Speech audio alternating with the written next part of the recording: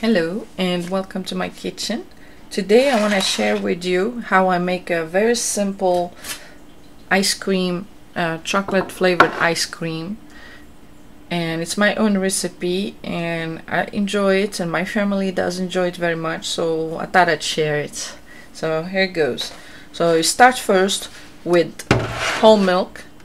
So you measure up about 1 cup. I think this mug is 12 ounces, so I'm just giving you about how much. So a cup of milk, of whole milk. It has to be whole milk. You don't want to use 2%. So you do that, and this is my favorite chocolate to use, Ghirardelli, because I tried with different non-sweetened and it didn't turn up quite tasty like I wanted it. So Ghirardelli double chocolate is what we use for the hot cocoa in the winter, but I tried it for the ice cream. And I will be using 4 to 5 tablespoons. Actually, by the time I decide I'm going to share with you this recipe, I've had done so many batches, so I don't know how much is left, but you get the idea. So 1, hopefully there's enough here. 2,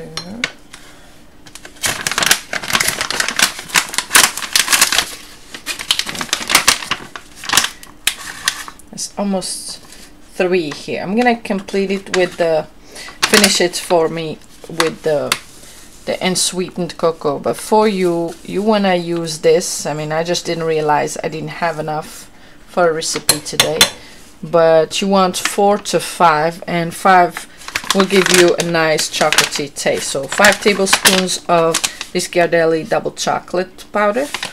So I'm gonna stir it and I'm gonna microwave it for 1 minute. The reason why, so it doesn't clump up, so it's smooth and without any little chocolate powder balls which could just sit there. And of course this is sweetened, it won't bother you, but if it was unsweetened it will be that bitter taste every time you bite into your ice cream.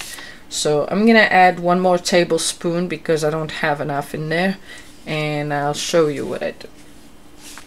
So here it is, just any regular non-sweetened hot cocoa, like cocoa powder. So now I'm gonna have to stir it, but it will still be clumpy, so you wanna nuke it for a minute in the microwave.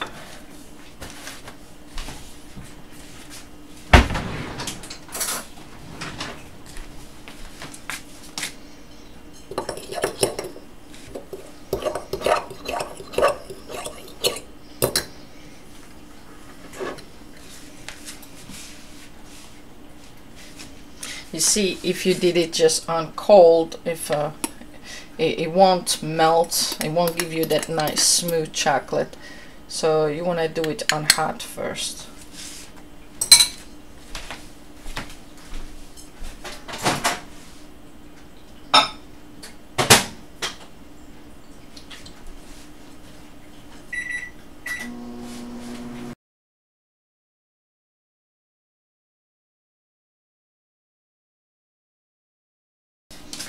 Now you see, after I've microwaved it, I'm gonna stir it till you see that there are no more lumps, nothing huge at least, because you're still gonna stir it some more.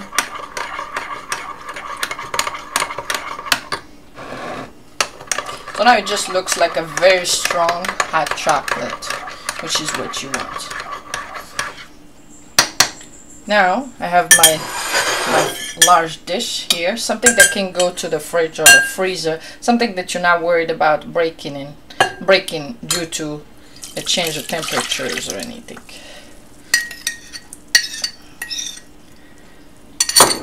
And I'm going to add a little bit of salt, say like a pinch of salt. Sorry, I just had to open the new salt. So this much salt, and add that to the hot chocolate. I'm going to add 2/3 to 3/4 light brown sugar. I mean, the reason I'm adding light brown sugar is because it gives it an extra taste that you don't find in the regular. I think it's due to the molasses. So for me, I like it very sweet, so I'm gonna add 3/4 cup of sugar.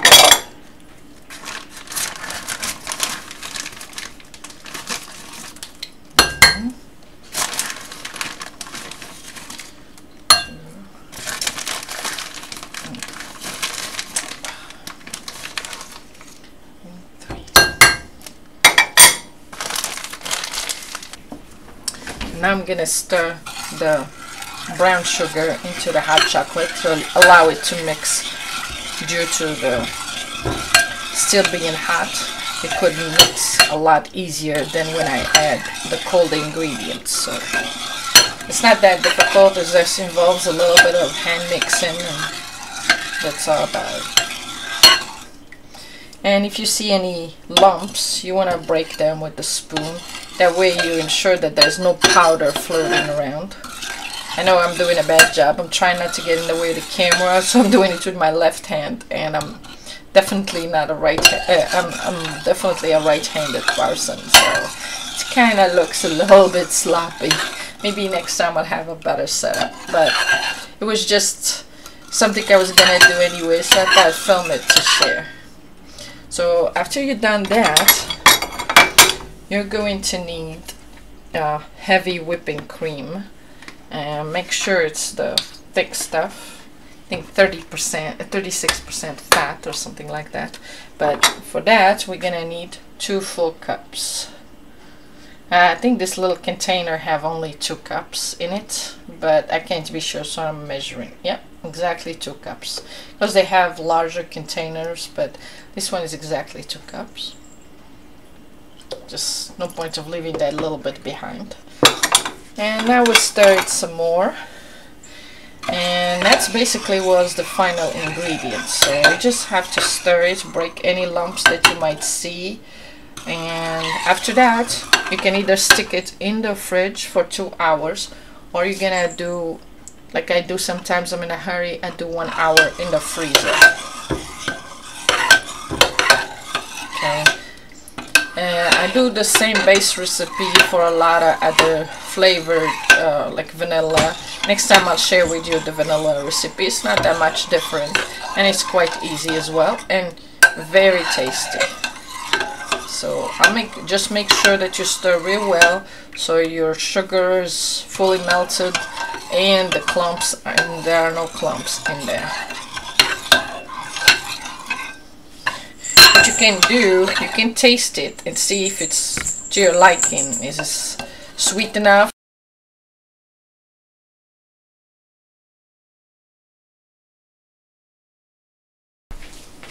So now that's enough time has passed that the mixture we've made will be cool enough to churn. I'm bringing out my Cuisinart ice cream machine, and I've already had a bowl, the inside bowl, chilled for a couple days. I mean, it says that you can chill it overnight or something like that.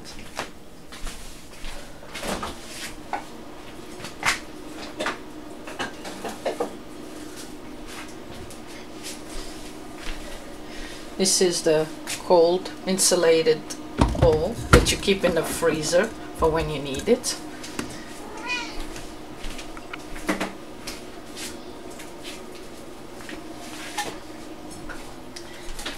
And this is the mixture, sorry, that I already cooled. Notice that the edges are a little frozen because I forgot it while I went and made dinner, but it doesn't matter. As long as it's not all of it ice solid, it should be okay. Plus there's a lot of fat, so it'll be really soft. And now we will dump the content of this into this as such.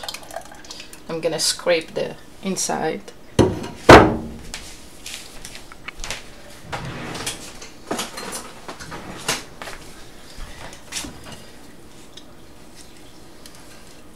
See, it's kind of soft really, it's not super icy or anything, but it recommends that you keep it for 2 hours cold, as long as it's cold enough. That's just my own method, keeping it in the freezer, because sometimes in a hurry and I want it to cool off quickly.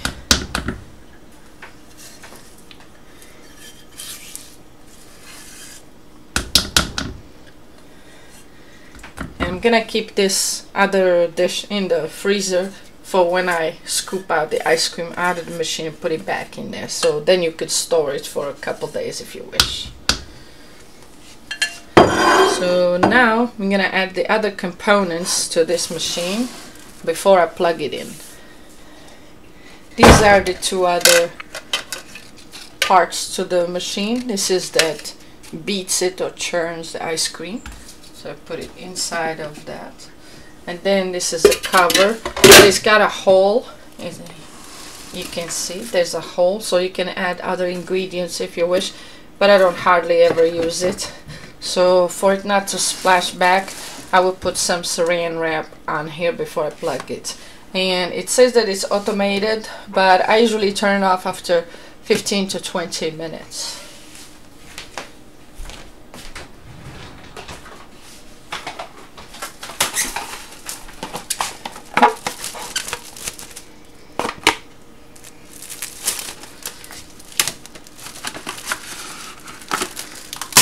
Sure, if you have cookies, like such Oreos, or you want to add something else to the ice cream, you can, but I choose not to. That way each person can add what they want to their own serving. And I'm gonna plug it right now.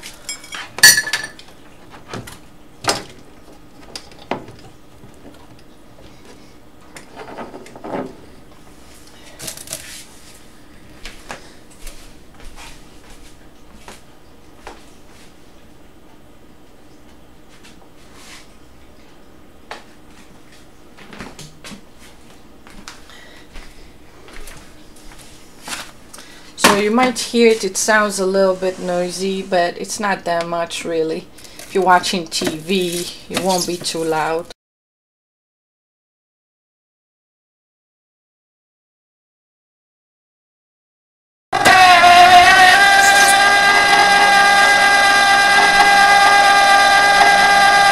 So you can see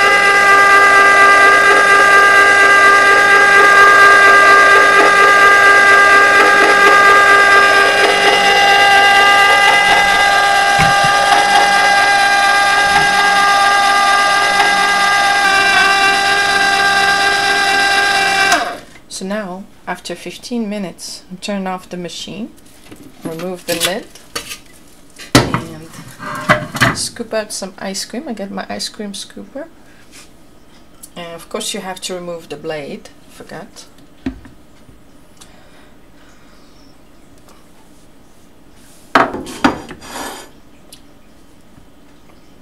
I didn't put it for too long, it was about 15 minutes, but as you see it's already coming together. At this point you can leave it on for a little bit till the machine stops automatically, or you can just scoop it out, it's soft serve, or you can put it back into a sealed container for later, and it will be a little harder like the store-bought ice cream you're used to. But it sure will be a different taste. It's definitely not like brand names that you buy out there.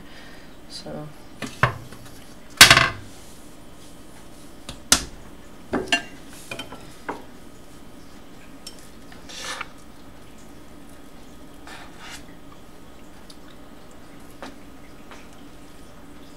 you can see consistency. It's a little soft, but I like it like this, and it's really yummy. You should try it. Thank you for watching.